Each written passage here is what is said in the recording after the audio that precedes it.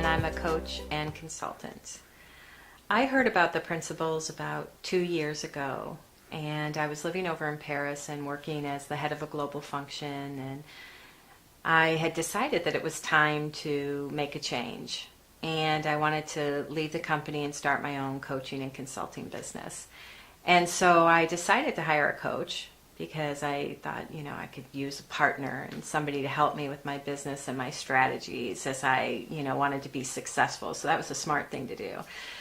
Well, I came across Michael Neal's name. I didn't really know him, and I asked to work with him. And so he said yes. And in our work together, I didn't know anything about the principles. I had never heard of them. And Michael began to talk to me about this and began having these conversations with me. And at first, when he talked about it, it was one of those things that just instantly I was like, oh yeah. Like I was so struck by the truth behind what he was saying. And it was funny because, I'd constantly kind of show up with my list of things we were going to talk about my strategies for building a business. And Michael would gently, bring me back to the conversation of the principles and help me understand the way it was creating, my experience of life and what was possible for me in my future. I mean, really, what he saw was that I could use my current thinking and my strategies for success to build my business because I'd had a certain level of success. And that if I repeated that, I could probably do that as well, right? It could make that happen. But what Michael saw was that by using my current thinking or my past knowledge, my past experiences to build this new, to create new in this life for me, that I was potentially robbing myself of an opportunity to have a whole new experience of who I could be in the world and what my business could look like. He saw that I had this idea of who I should be and how I should be and what my business should look like, and I was measuring myself against those ideas. So thankfully, he kept bringing me back and having me sit with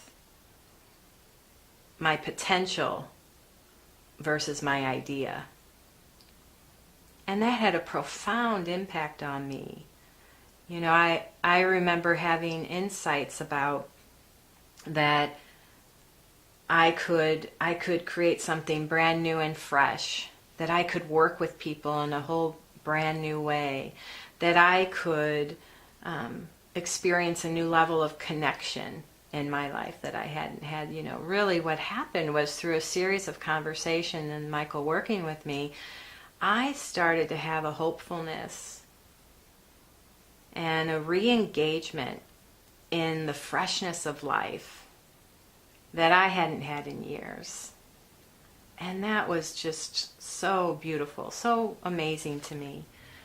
And when I started to connect on that feeling level to that, I thought, oh yeah, I got to do this. This is the conversation I want to be having with my clients and with companies. And so through a series of conversations and participating in other trainings and really getting curious in this conversation, like just really becoming open to it on all levels, what happened was I started to see the relevance of the principles everywhere. I started to see the relevance of the principles in creating my own life. But I also started to see it in the way my clients' lives. And I started to see it in leadership, and I started to see it in companies and in their culture and their environments. And as that became more clear to me and I saw the relevance, the other thing that happened on the heels of that was I saw possibility all around me. So my business was no longer just a function of my to-do list and my ideas about what I thought something should be. It was this land of opportunity, this field of potential. And I had nothing on it anymore about it having to look a certain way. I could just see what was in front of me and move forward in that direction. And by doing that, my life has unfolded in really amazing ways.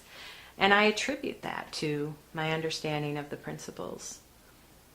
And so today I'm thrilled to be working with other coaches, other executives, and within companies having this conversation. So I just always think it's interesting when I get asked, or a lot of practitioners get asked to define the three principles, that, you know, there's this moment of hesitancy, like, oh, what do I say? So I'll do my best. You know, I think if I think about it in the context of a real life situation for me, that's the most helpful. And in my recent job, I traveled about 90% of the time and, you know, had a lot of responsibilities like a lot of people do. So a lot of deadlines, a lot of expectations, things that had to get done, working on some really cool projects, but, you know, it was kind of all consuming.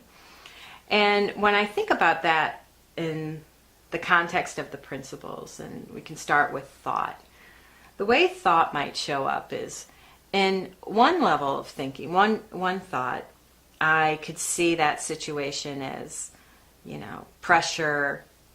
How am I going to get it all done? Oh my gosh, I have to pack for another trip, and oh, I've got to, you know, talk to this and this. How am I going to do that? What's going to happen? And so all that thinking creates a certain type of experience. In another scenario, I could be looking at it and thinking like, oh, I'm so excited. I've never been to this city before. I'm so excited to be working with this person. And oh, I love the project that we're doing and we're finally rolling it out, whatever it might be. And then that thinking creates a different type of experience. Now, the only difference between those two things is the way I'm thinking about it. And that's thought, the way we think about it. And consciousness then shows up and partners with thought, right? And creates a feeling. So in this scenario, consciousness comes through, and as I'm thinking the, you know, deadlines and the pressure and how am I going to do it, and oh my gosh, I have to pack again, creates a different kind of feeling. Creates maybe a feeling of stress or anxiety or pressure, whatever that might be. And in this scenario, consciousness shows up through a feeling of excitement and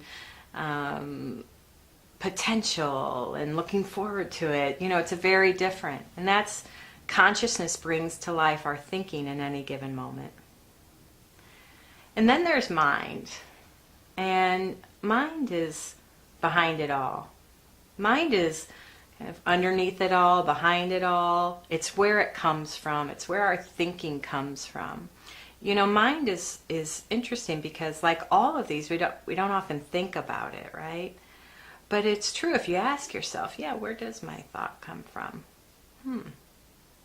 Never thought of that before. You know, when we have a new idea, where's that come from? When we have a solution to a problem that appears, where did that come from? And that's what we're pointing to when we talk about mind is, what's that? And the best way I know how to talk about that is that there's this universal life intelligence, you know, that's alive within all of us. And it's a resource, and it's available at all times, and actually we're accessing it at all times. We've just not been conscious of it before, or aware of it, or thought much about it. But it shows up when we have to problem solve or adjust to something in a moment, or we are sitting in front of a friend and we're having a conversation and the perfect thing comes forward for us to say, you know, or you're in front of a room giving a presentation and this perfect example comes forward and you know, it's the right thing to say at the right moment, or it comes in the small ways. Every day there's this intelligence, this system that's feeding thought. And the good news about that is that if we remember and we get understanding about this, that this resource is accessible at all times, that we're already accessing at all times, the good news is that you start to see more and more that our potential and anything's possible as we start to understand this and look more in this direction.